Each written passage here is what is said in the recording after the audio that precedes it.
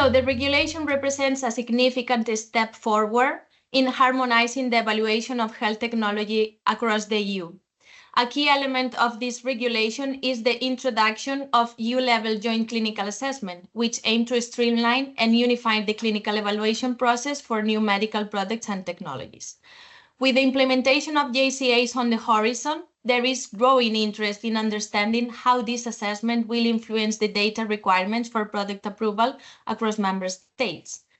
In light of the first joint clinical assessment, how do you anticipate the data requirements for product approval to evolve? Most of the complexity will be in developing an early PICO simulation for all EU member states at the same time.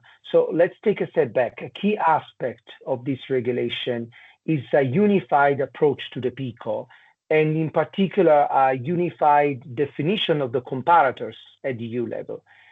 So according to the procedure, a PICO survey will be sent to all the 27 member states, consolidated by the rapporteurs appointed by the HTA coordination group, and this will result into scoping documents. So following this step, companies will have around 90 days to submit the JCA dossier.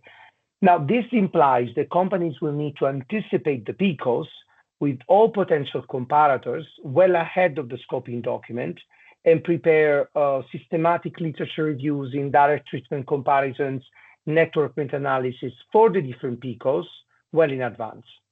And the complexity will, of course, increase with the number of PICOs that need to be prepared. So depending on the therapeutic areas and on the type of product, so whether it's an orphan or non-orphan, for instance, the number may be 1 or easily exceed the number of 5, for instance, in areas like oncology. So one important note, though, developing different PICOs for different country submissions is something that companies normally do. Now, what changes now is the need to develop this vast data package to satisfy the needs of all the European countries at the same time and within tight timelines. And so this will require a number of operational adjustments within companies. And another important element in this regulation in terms of data requirements is the opportunity of these joint scientific consultations, where companies can seek the advice from HTA bodies and regulators at the same time.